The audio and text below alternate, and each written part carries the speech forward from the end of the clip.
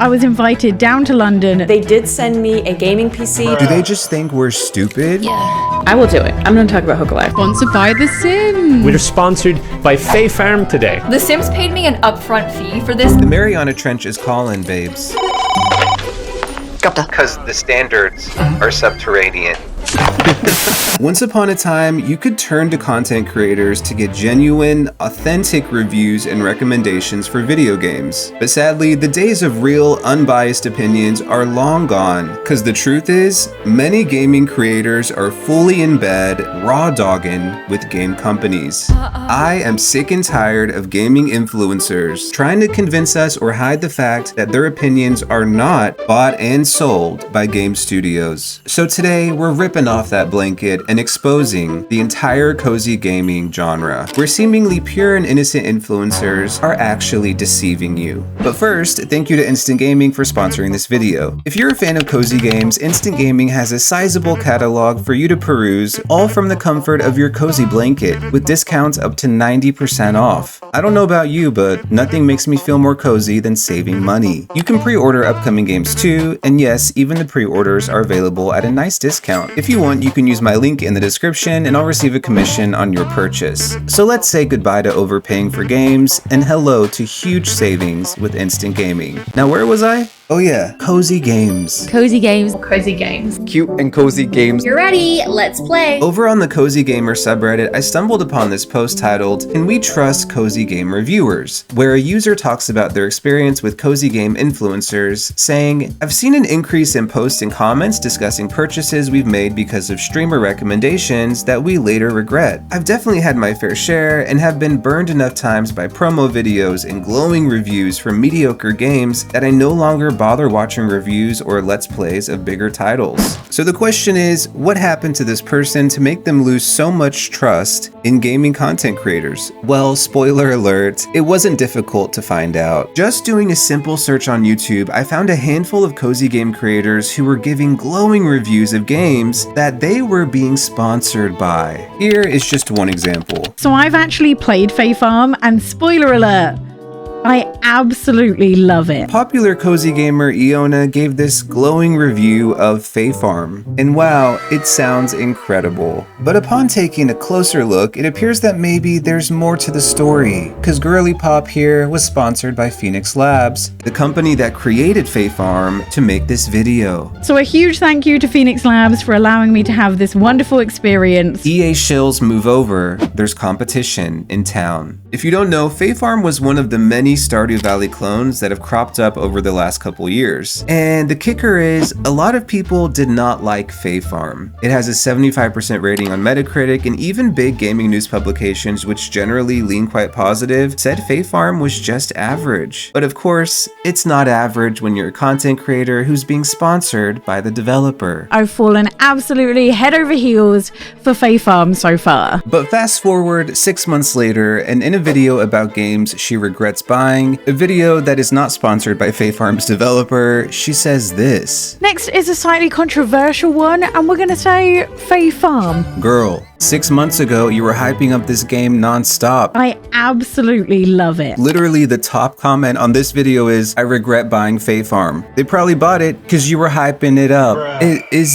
Am I just living in another dimension, or is everyone going crazy? Yeah. The issue here is not just this YouTuber. The problem is influencer marketing. The developer went on a massive marketing campaign, sending this game out to dozens of influencers. We're sponsored by Fae Farm today. And inviting them to special events for Fae Farm. I was invited down to London to be one of just a handful of creators who got to have a hands-on experience with Fae Farm, which ultimately built so much hype around this game that pre-orders were through the roof. Cozy gamers could not wait to get their hands on Fae Farm, but when they did, they were highly disappointed. And that's no thanks to the content creators they trusted, who were wholeheartedly recommending this game to them. I know a lot of you are smart and you get it, but to be clear, there is is a huge difference as a video game channel between taking a third-party sponsorship, like I have on this video for instance, and working directly with game companies to promote their games, because the latter presents an inherent conflict of interest. I want you to imagine if a book review channel took money from an author to promote their book in a video. That's very different from having like Skillshare as a sponsor. Viewers are not watching their videos to learn about Skillshare, they're watching to get authentic recommendations for books, and you can't do that when you're getting paid by a book publisher.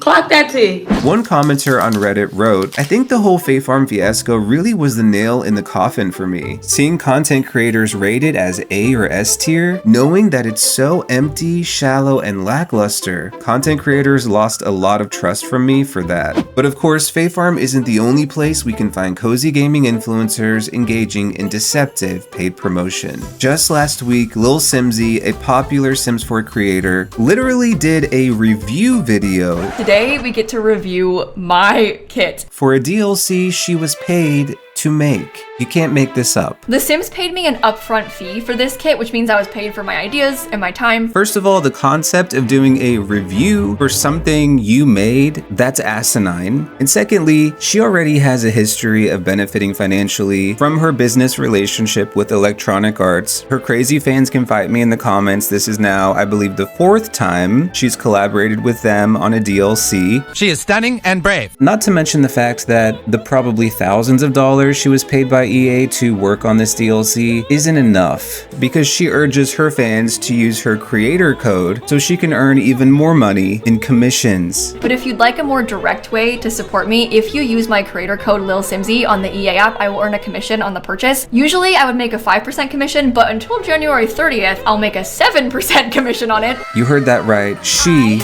wants more. Wow, like, ain't this broad a millionaire? Where the hell's my bell? Shame.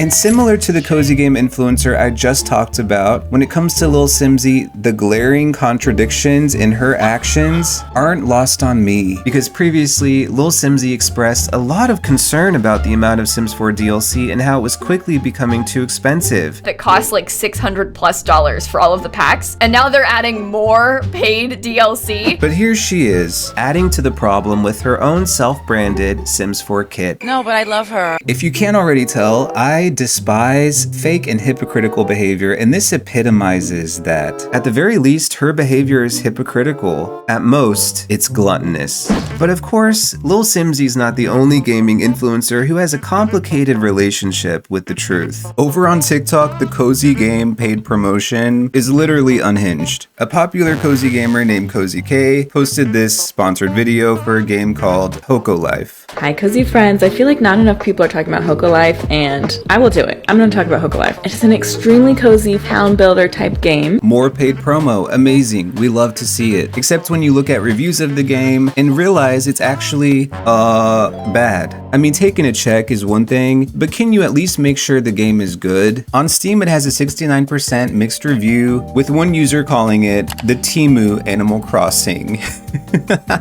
That's amazing, actually.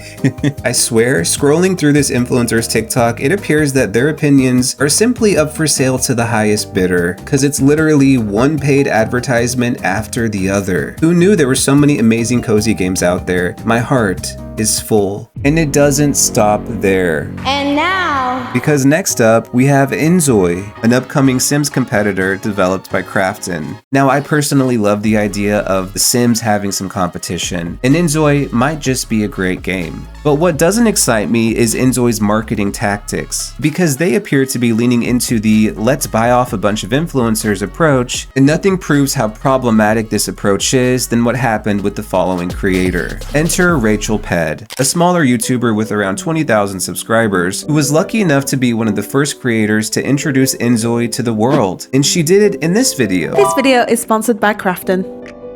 I hope you're all ready for this because I'm about to introduce you to the most realistic life simulation game you've ever seen. To give this creator some credit, she does disclose at the very beginning that the video is sponsored by Crafton. That's amazing. We love when influencers do the bare minimum. But what she didn't tell the nearly 800,000 people who watched this video is that they didn't just send her the game, they sent her an entire gaming PC that retails for around $3,000 US.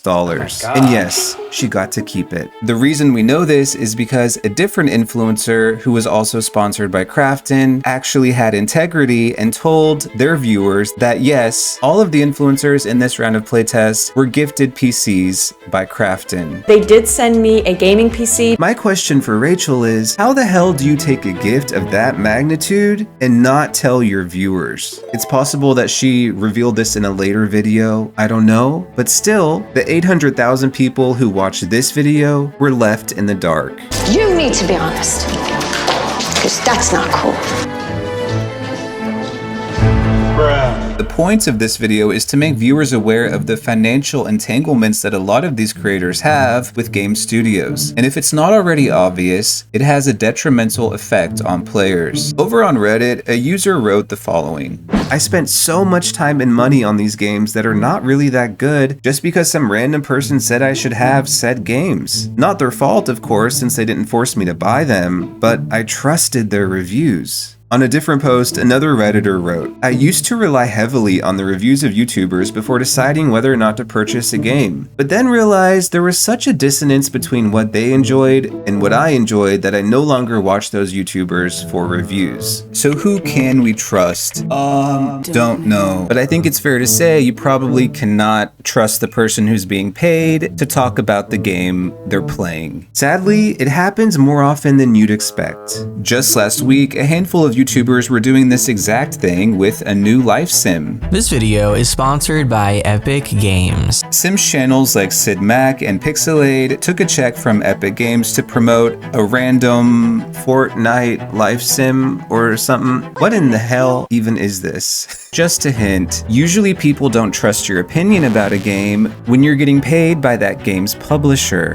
And in Pixelade's case, luckily, or I guess unluckily for him, it appears that his viewers have little to no interest in opinions that have been bought.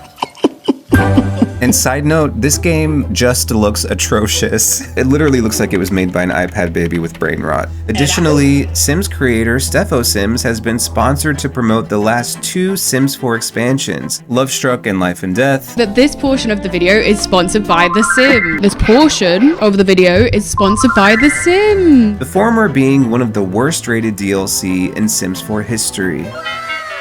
Of course, this is a problem with influencers across every industry, but when it comes to gaming, it appears to be getting worse, especially with cozy games. I've also noticed a lot of cozy gamers have very strong parasocial connections with content creators, and a lot of these players don't recognize that many of these creators that they trust and love are actually in bed, fully raw dogging with game companies. And who knows, they might even be pregnant with the next DLC. I think